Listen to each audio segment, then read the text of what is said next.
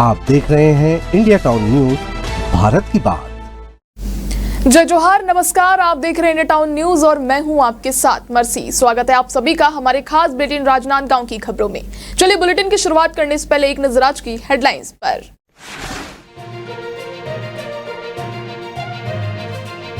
Doctor Raman Singh ने माता बमलेश्वरी के दरबार में की पूजा, पर्यटन और विकास को लेकर दिया बड़ा बयान।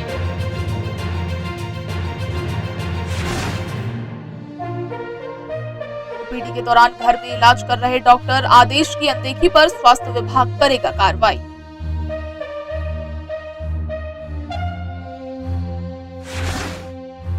अभिलाषा स्कूल में दिव्यांग बच्चों के लिए ऑडियो विजुअल कक्षा का हुआ उद्घाटन। पूर्व सांसद अभिषेक सिंह ने इस पहल की सराहना की।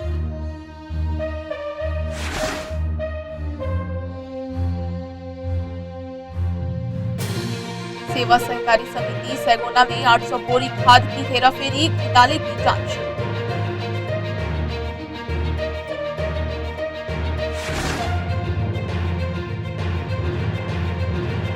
माता भुवनेश्वरी संस्था द्वारा विशाल भंडारे का किया गया आयोजन, लगी भक्तों की भारी भीड़।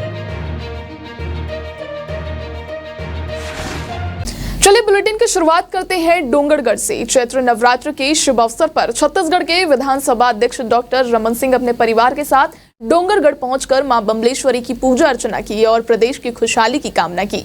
इस दौरान डॉक्टर रमन सिंह ने डोंगरगढ़ में पर्यटन और जैव विविधता के क्षेत्र में विकास को बढ़ावा देने के लिए बयान दिया। डॉक्टर सिंह ने मीडिया से बात करते हुए बताया कि यह उनके लिए सौभाग्य की बात है कि वे छत्तीसगढ़ के इस प्रमुख धार्मिक स्थल पर माता के दर्शन करने पहुंचे हैं। परिक्रमा पथ के पूर्ण होने के बाद यहां विकास और गति मिलेगी और केंद्रीय मंत्रालय के माध्यम से भी कई विकास कार्य किए जाएंगे। आज सौभाग्य है कि माता के दरबार में दर्शन करने के लिए सब परिवार और सभी कार्यकर्ताओं के सहित यहाँ आया हूँ। पूरे डोंगरगढ़ के साथ साथ रायपुर से सभी लोग आए हैं और यहाँ के मंदिर समिति के अध्यक्ष अग्रवाल जी और हमारे जिला के अध्यक्ष के साथ पूरी टीम आई है। माता से यही प्रार्थना करने की सुख शांति और समृद्धि, और इस 1.5 साल में विष्णुदेव सरकार विकास की दिशा में आगे तो बढ़ रहा है, शांति की दिशा में भी आगे बढ़ रहा है। माँ से यही प्रार्थना है कि बस्तर में और छत्तीसगढ़ में नक्सल आतंकवाद से मुक्ति मिले, शांति हो और समृद्धि के पथ पे छत्तीसगढ़ बढ़ता रहे। और माता का आशीर्वाद हमेशा रहा है, उनके कृपा से ही छत्तीसगढ़ का निर्माण, छत्तीसगढ़ का विकास, और माता के दरबार में दूर दूर से लोग आते हैं और अच्छे मन से जो बात सोचता है उसकी मन्नत पूरी होती है। यहाँ के विकास के निर्माण के लिए वाईशेप ब्रिज की बात हो या कॉरिडोर की हो या बाकी विषय में भी, और केंद्रीय मंत्रालय के माध्यम से भी विकास के कामों को आगे बढ़ाने का काम करेंगे। लोक स्वास्थ्य एवं परिवार कल्याण विभाग ने सरकारी अस्पतालों में पदस्थ चिकित्सकों द्वारा निजी प्रैक्टिस पर रोक लगाने संबंधी आदेश जारी किए हैं।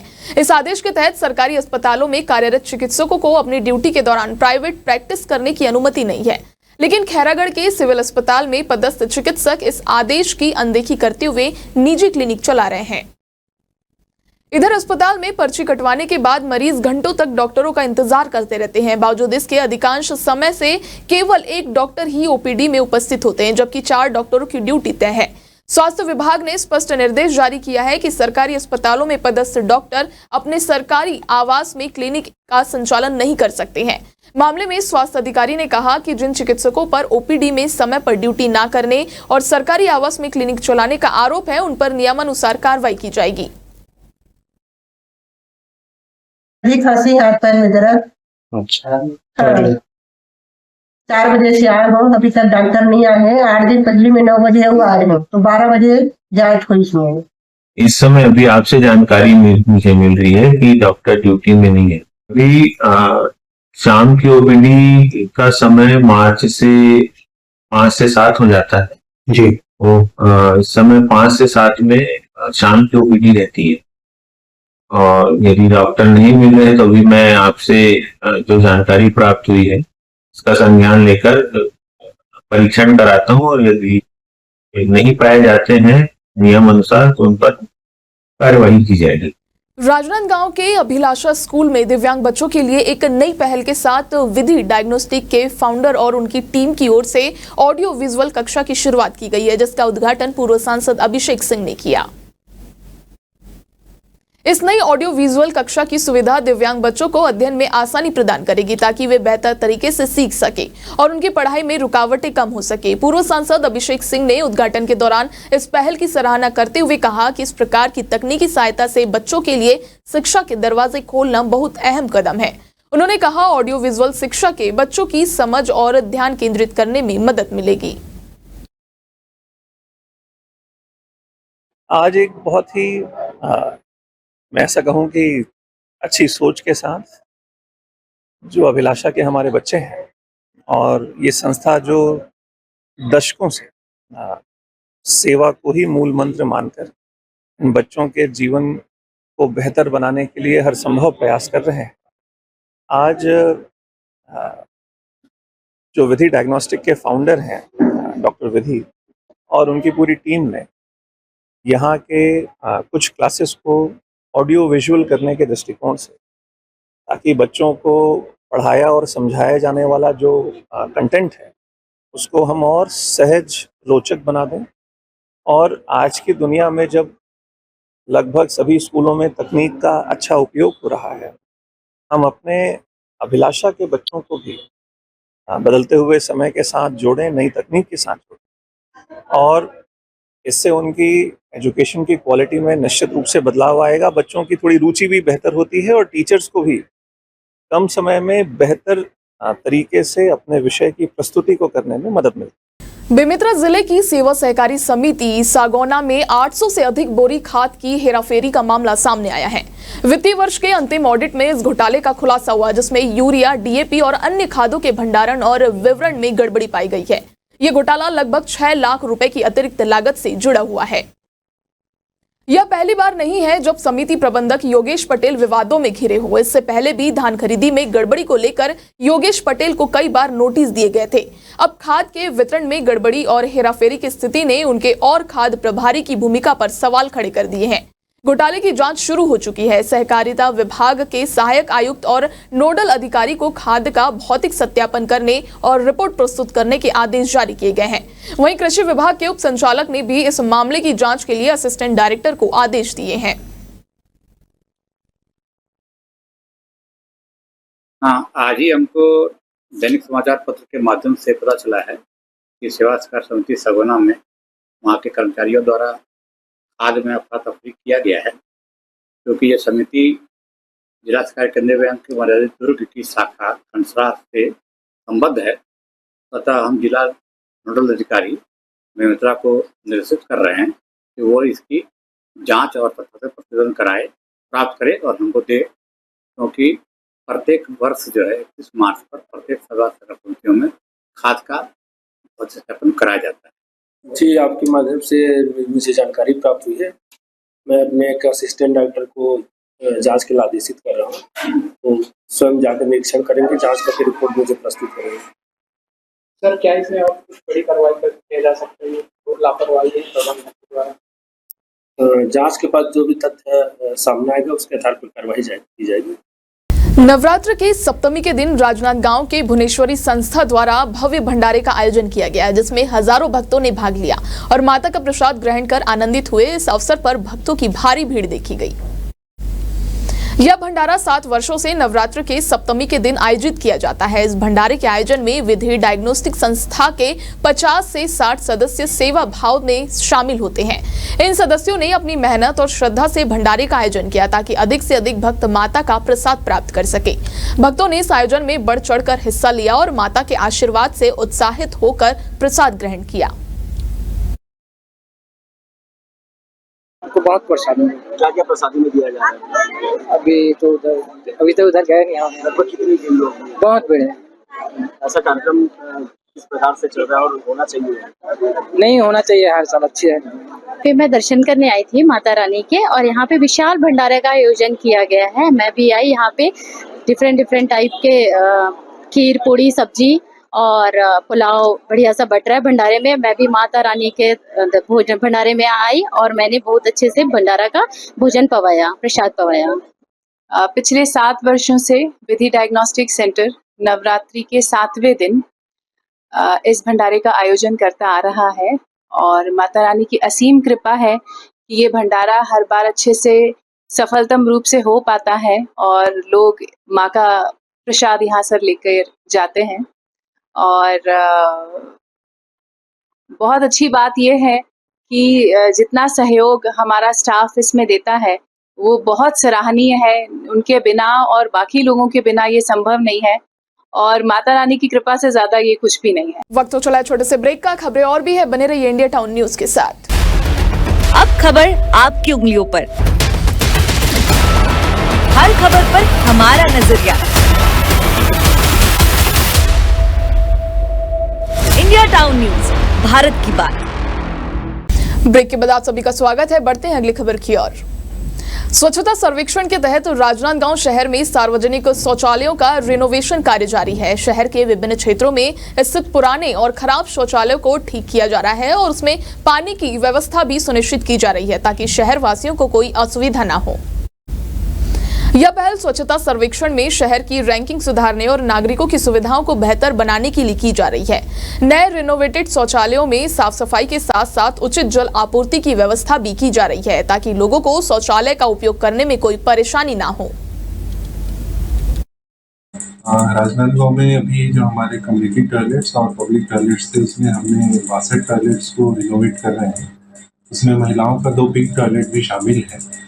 तो इस बार हमारा प्रयास है कि टॉयलेट को जो बहुत अच्छा बनाना है जिससे सर्व सुविधा युक्त हो और उसको आगे भी बेझिझक वहाँ पे उसका उपयोग कर सके। सभी टॉयलेट के साथ साथ महिला टॉयलेट जो हमारा पिंक टॉयलेट है उसमें हमने जो सामान्य उपयोग की चीज उसके साथ साथ वहाँ पे सैनिटरी पैड डिस्पेंसर भी लगाया है, हैंड ड्रायर भी है और बाकी भी व्यवस्थाएं जो है वो हम अच्छे स्तर पे इस पे कर रहे हैं। छुरिया स्थित विश्राम गृह में भारतीय जनता पार्टी के प्रदेश महामंत्री भरत वर्मा की अगुवाई में बैठक आयोजित की गई। इस बैठक में जिला पंचायत अध्यक्ष सहित अन्य पार्टी पदाधिकारी मौजूद रहे। बैठक में प्रदेश भाजपा महामंत्री ने आगामी 6 अप्रैल को 14 अप्रैल तक आयोजित होने वाले भाजपा स्थापना दिवस कार्यक्रम के संबंध में कार्यकर्ताओं को महत्वपूर्ण दिशा निर्देश दिए। प्रदेश महामंत्री ने कार्यकर्ताओं से कहा कि भाजपा के इस कार्यक्रम में जनसंपर्क बढ़ाने और पार्टी की विचारधारा को फैलाने का उद्देश्य मुख्य रूप से हर बूथ और क्षेत्र में भाजपा की उपस्थिति मजबूत करना है। प्रदेश संगठन के माध्यम से 6 अप्रैल स्थापना दिवस भारतीय जनता पार्टी बूथ स्तर पर मनाने जा रहे हैं। उसी की तैयारी के लेकर हम सब लोग आज छुरिया मंडल में बैठक में उपस्थित थे क्योंकि प्रदेश में इसका अलग अलग टीम बन चुके हैं, प्रदेश में, जिले में, मंडल में। और 6 अप्रैल स्थापना दिवस से लेकर 14 अप्रैल तक हम सब लोगों को बाबा भीमराव अम्बेडकर जी की जयंती तक हम ये कार्यक्रम करना है।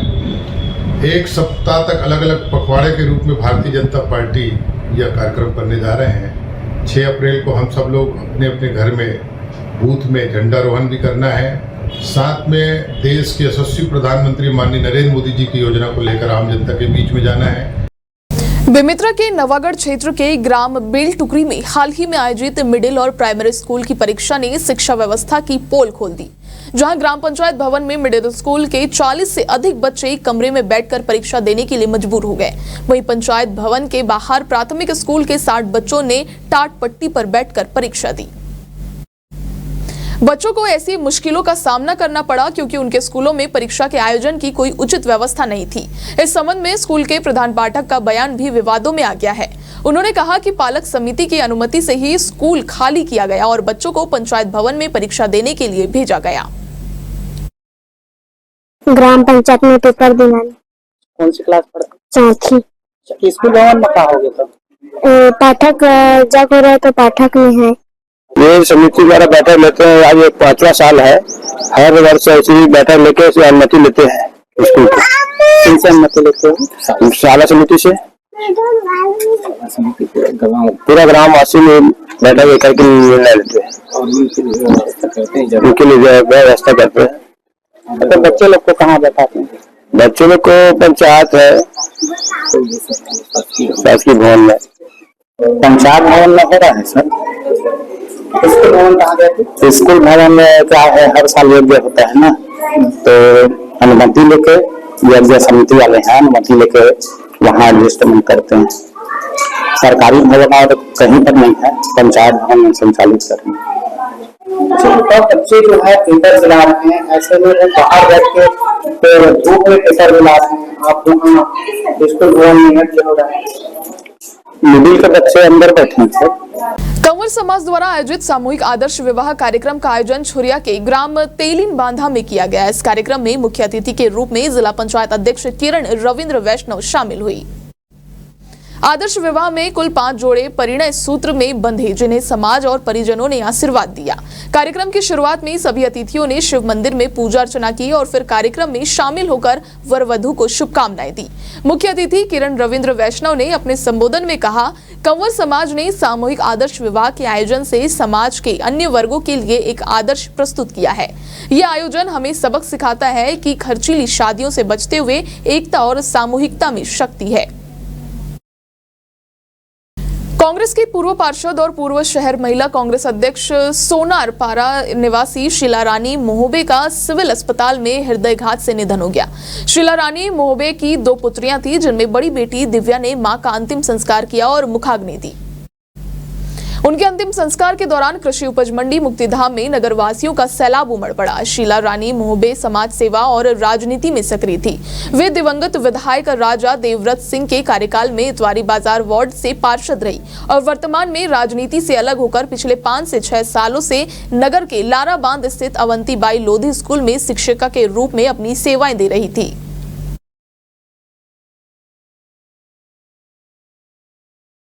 बढ़ती हुई गर्मी और चैत्र नवरात्रि के मौके पर मैथिल क्षत्रिय समाज की महिलाओं ने राजनांदगांव के महावीर चौक में आने जाने वाले राहगीरों को मीठी शरबत पिलाई। इस नेक काम का उद्देश्य गर्मी से परेशान लोगों को राहत देना और उनकी मदद करना था। इस पहल के माध्यम से मैथिल क्षत्रिय समाज की महिलाओं ने जनसेवा की शुरुआत की और साथ ही ये भी बताया कि उनका मुख्य उद्देश्य समाज को आगे बढ़ाना, सेवा भाव रखना और जरूरतमंदों की मदद करना है। मैथिल क्षत्रिय समाज की महिलाओं ने नवरात्रि की शुभकामनाएं देते हुए जनसेवा की शुरुआत की और भविष्य में समाज के विकास के लिए और भी अनेकों प्रकार के कार्य करने का संकल्प लिया।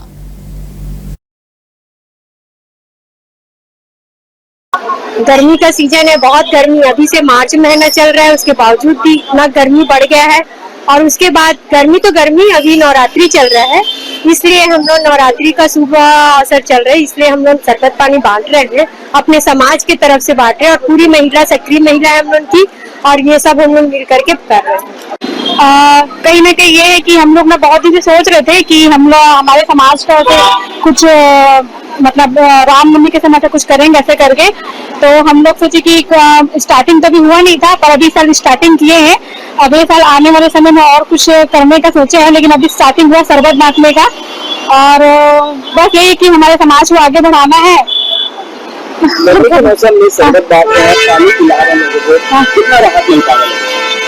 हम लोग बस सोचे थे, लेकिन अभी जब काम कर रहे हैं ना, आगे वाले को दे रहे, कोई प्यासा आ रहा है और हमको उनको पिला रहे हैं ना, उनके चेहरे पे जो इंप्रेशन देख रहे हैं ना पीने के बाद में, वो हमको कहीं ना कहीं हमको बहुत खुशी हो रहा है कि चलो किसी प्यासे को हम पानी पिलाने का काम कर रहे हैं। राजनांदगांव के नंदई चौक बाईपास के पास रहने वाले राजू यादव नाम के व्यक्ति के घर से भैंस चोरी का मामला सामने आया है, जिसमें 5 भैंसें चुराई गई थी। कुछ दिन पहले राजू यादव ने पुलिस थाने में रिपोर्ट भी दर्ज करवाई थी, पर पुलिस द्वारा कोई कार्रवाई नहीं की गई। हाल ही में बजरंग दल के सदस्यों द्वारा डोंगरगढ़ क्षेत्र में चुराई गई भैंसों में से 3 भैंसें बरामद की गई है, पर 2 भैंसों की तलाश अब भी जारी है। मामले में शामिल 2 आरोपियों को गिरफ्तार कर लिया गया है, जिनसे पूछताछ जारी है। बजरंग दल के सदस्यों ने पुलिस पर आरोपियों के खिलाफ कड़ी कार्रवाई की मांग की है, ताकि जानवरों को तस्करी से बचाया जा सके।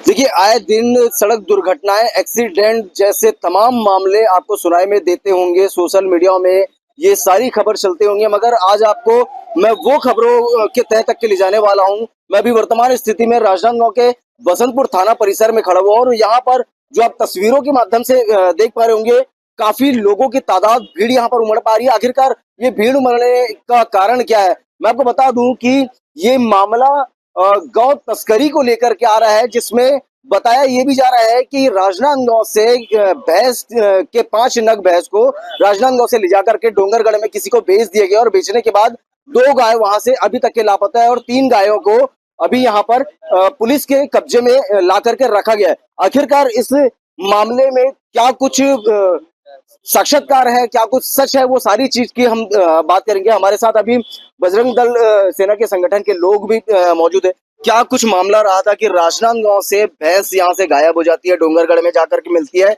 लेकिन कम आंकड़ों में।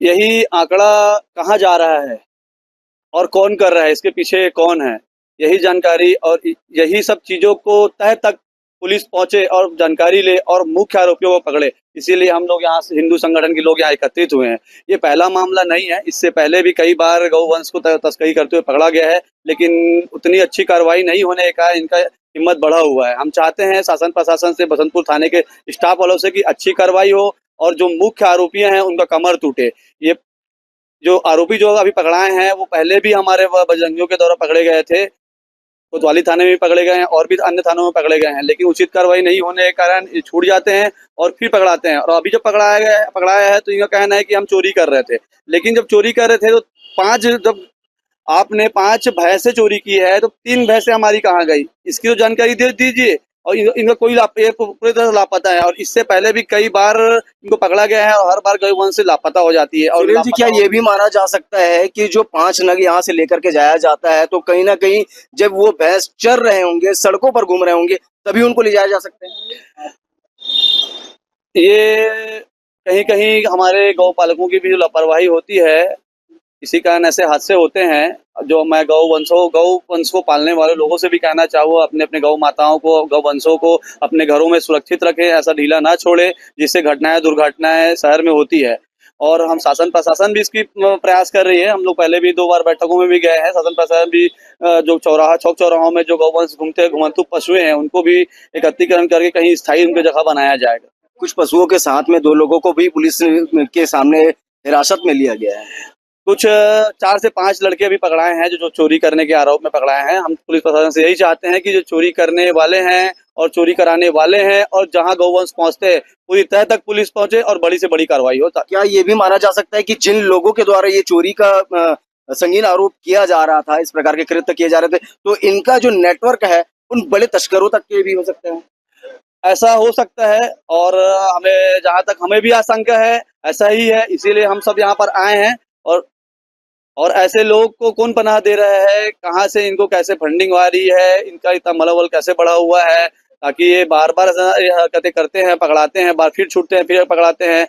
इनके ऊपर बड़ी से बड़ी कार्रवाई हो और ये सजा होनी चाहिए, इनके ऊपर बड़ी से बड़ी कार्रवाई होनी चाहिए और इनकी कमर टूटनी चाहिए। देखिए, फिलहाल अभी बजरंग दल के कुछ लोग और समाज के लोग यहाँ पर मौजूदा रूप में आए हुए हैं। बसंतपुर थाना क्षेत्र के अंतर में ही उस गाय को गाड़ी में भर करके लाया भी गया है। लेकिन सबसे बड़ा सोचने का विषय तो ये है कि जब गाय या गौवंश चोरी होने का आरोप लगता है तो आरोप कितने तरीके से साक्ष्य होता है, जबकि अगर देखा जाए तो इसमें बड़ी जो समस्याएं या बड़ी लापरवाही भी कहा जा सकता है कि गौ पालक लोग जो है उनकी भी मानी जा सकती है, क्योंकि गौ पालक लोग इस तरीके का कृत्य करते हैं कि दूध निकालते हैं गाय से और चरने के लिए सड़कों पर छोड़ देते हैं, जिसकी वजह से आए दिन सड़क दुर्घटनाएं भी होती रहती है और इस प्रकार की चोरी जैसे घटनाएं भी होती रहती है। अब इस चीजों को रोकने के लिए समाज, संगठन और पुलिस प्रशासन क्या इसमें एक्शन लेती है, सारी चीजें हम आपको अन्य तस्वीरों के माध्यम से दिखाएंगे। कैमरामैन अवधेश यादव के साथ India town news, Saurabh Tamrakar, Rajnandgaon. आज का हमारे खास बुलेटिन राजनांदगांव की खबरों में फिलहाल इतना ही। अब मुझे दीजिए इजाजत, नमस्कार। आप देख रहे हैं इंडिया टाउन न्यूज, भारत की बात।